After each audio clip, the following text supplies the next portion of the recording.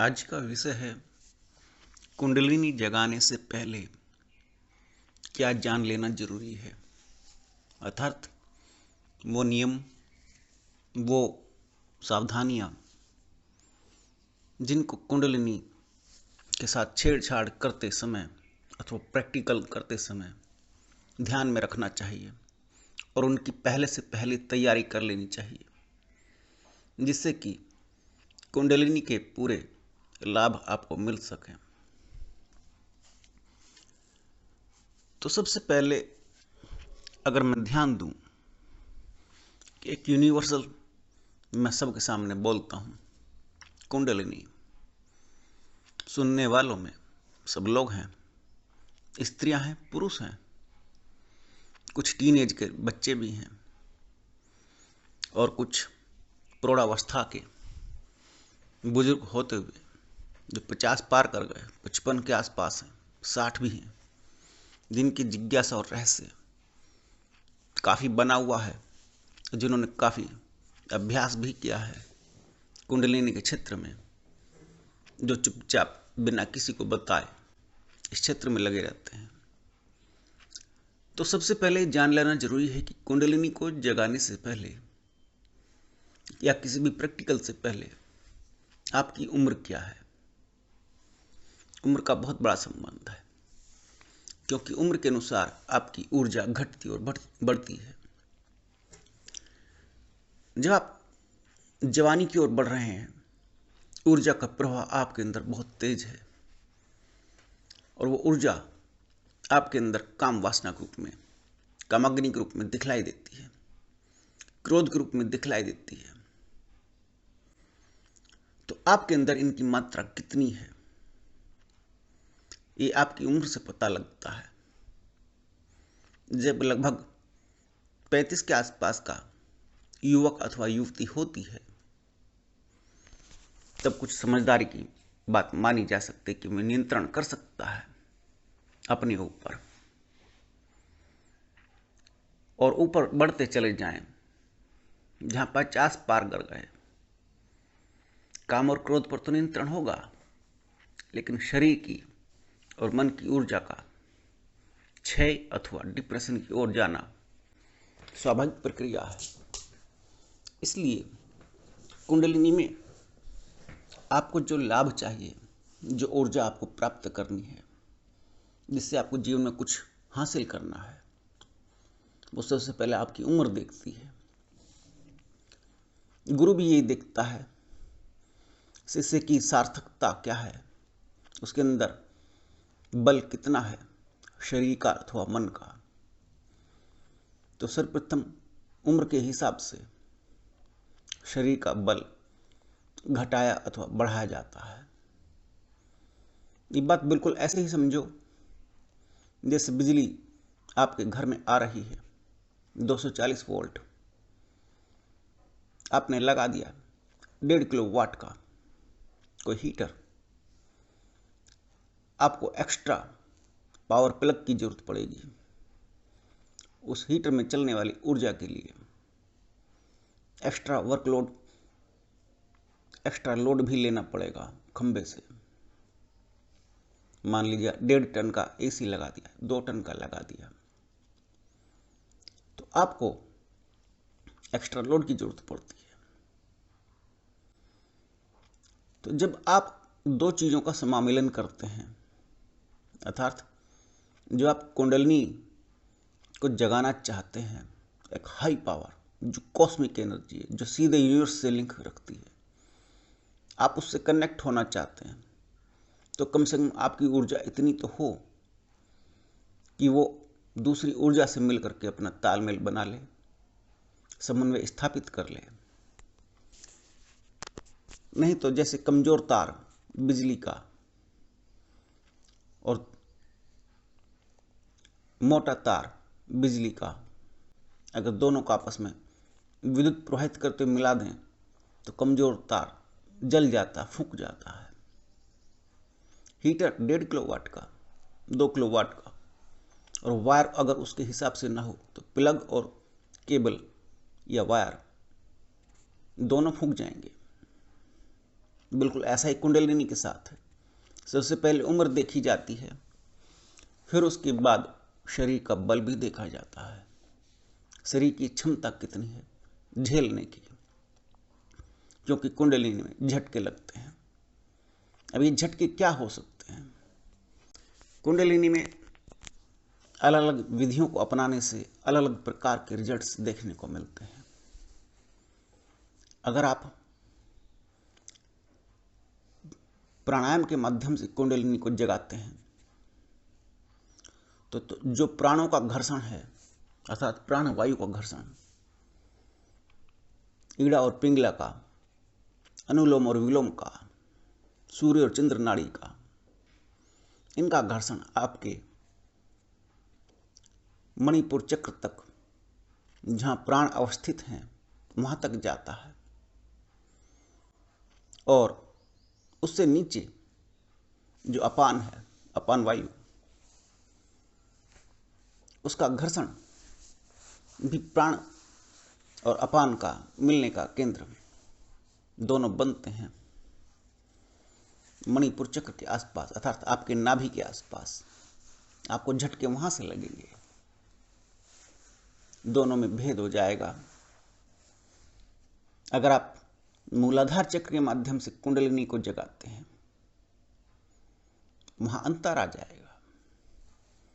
वहां जो आपको झटके लगने हैं, वहां आपके हिप्स के पास से, कूल्हे के पास से झटके लगने हैं। वहां शरीर की ताकत आपके हिप्स के आसपास इकट्ठी होगी। घुटनों से लेकर के हिप्स तक का हिस्सा, कूल्हों तक का हिस्सा कुछ अकड़ भी सकता है, जैसे किसी ने पीट दिया हो। तो सबसे पहले उम्र देखी जाती है, फिर शरीर का बल देखा जाता है, फिर पद्धति देखी जाती है, किस पद्धति से आपको अपने आप को या कुंडलिनी के माध्यम से आपको आगे की यात्रा करनी है। चौथे नंबर पर आता है, जो भी आपकी कुंडलिनी को जगवा रहा है, उसके माध्यम से आप पहले कितने प्रैक्टिकल कर चुके हो। लाइट लेना, सरलता से कठिनता की ओर जाना। जैसे मैं आपको बतलाता हूं, मैंने कुंडलिनी से संबंधित कुछ ही कम कहा है, लेकिन उसमें और आगे कहने से पहले जिन साधकों की, जिन जिज्ञासुओं की इच्छा है कि वो और जानना चाहते हैं, तो क्या उन्होंने प्रैक्टिकल किए हैं? अगर नहीं किए तो उनको फॉलो करना चाहिए। ध्यान से सुने। अगर तंत्र भी कहीं एक्सप्लेन हो रहा है तो वही कुंडलिनी का एक हिस्सा है, भले ही ब्रांच अलग है। योग साधना, समस्त योग साधना, आप चाहे किसी भी स्तर पर हों, अगर कहीं एक्सप्लेन हो रही है, वो भी कुंडलिनी का एक हिस्सा है। भक्ति मार्ग का कुंडलिनी से कोई संबंध नहीं है, लेकिन भक्ति से भी कुंडलिनी जागती है, वहां ईश्वरीय कृपा बरसती है। लेकिन भक्ति के माध्यम से कोई अपना इतना समर्पण कर दे कि कुंडलिनी जाग जाए, वर्तमान में संभव नहीं दिखाई देता, लेकिन ईश्वरीय कृपा हो तो कुछ भी हो सकता है।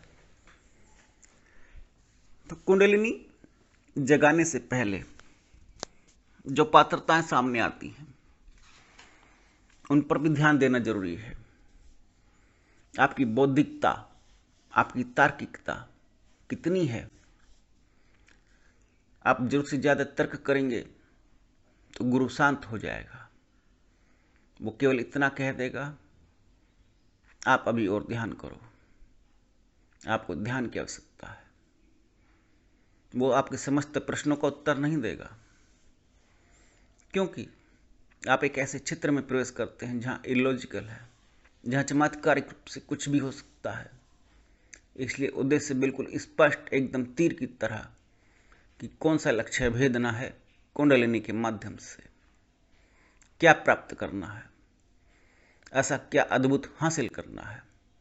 अथवा कौन सी ध्यान की उस अवस्था को प्राप्त करना है जहां कुंडलिनी के माध्यम से उस ध्यान की उस अवस्था को प्राप्त करते हुए आप अंतरिक्ष का आनंद ले सकें। ध्यान में एक ऐसी अवस्था भी आती है कि आप बैठ करके अंतरिक्ष का आनंद लेते हैं, जो नासा करोड़ों अरबों रुपए खर्च करके अपने वैज्ञानिकों को वहां भेजता है, तब वहां से वो अपने अनुभव भेजते हैं।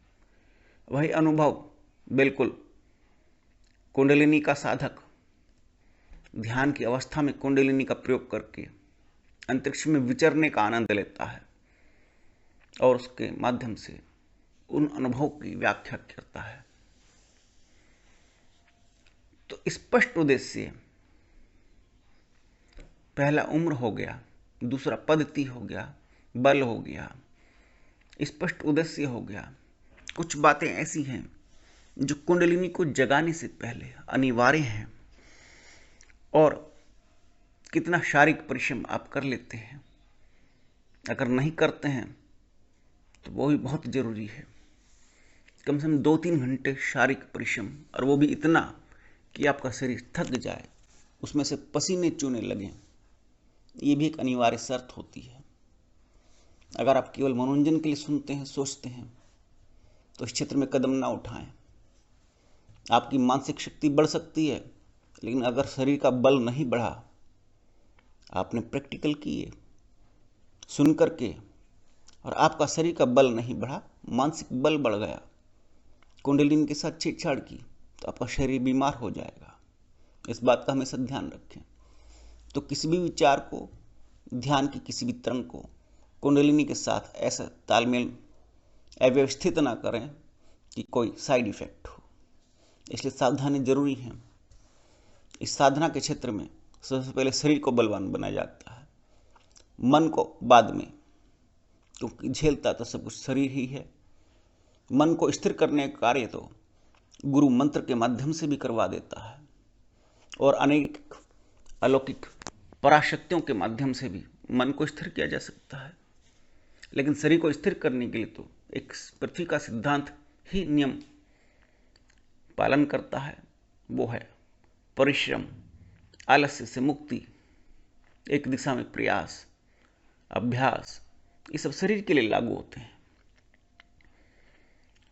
तो कुछ सावधानियां मैंने कही, अगर आप इन सावधानियों का ध्यान रखते हैं, शरीर को मजबूत और बलवान बनाने की ओर अग्रसर होते हैं।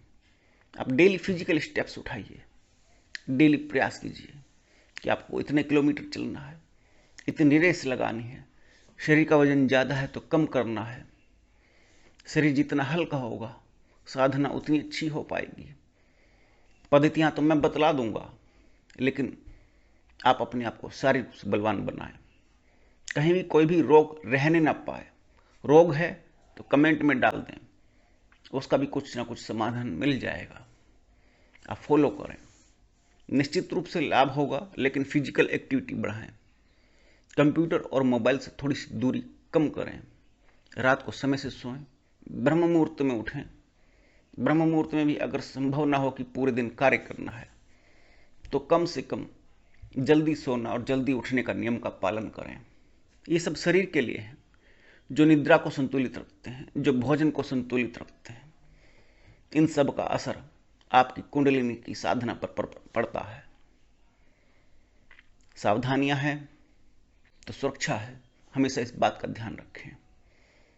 ये बात बिल्कुल ऐसे ही है जैसे अगर कोई सावधानियों को जान लेता है तो हाईवे पर नियंत्रित गति से अपना वाहन चलाता है और सावधानी से कई सौ किलोमीटर की यात्रा कर लेता है। जिसको सावधानियां नहीं मालूम, जिसको सावधानियों का संकेतक नहीं मालूम, जिसने सावधानियों के बोर्ड पर ध्यान भी नहीं दिया, वो कहीं ना कहीं एक्सीडेंट कर बैठेगा, भले किसी वाहन से भले ही ना टकराए। तो इसलिए अनिवार्य है सावधानियों को जान लेना। ये कुंडलिनी जगाने से पहले की कुछ सावधानियां कहीं, जिसमें उम्र और शरीर का बल बड़ा महत्वपूर्ण है। शरीर का बल हमेशा बढ़ना चाहिए, भले ही आप प्रौढ़ावस्था के हों। शारीरिक मजबूती ही आपको आपके लक्ष्य तक लेकर के जाती है, चाहे वो भौतिक हो चाहे आध्यात्मिक लक्ष्य हो। इस बात का हमेशा ध्यान रखें। इसलिए अपने शरीर को मजबूत बनाएं।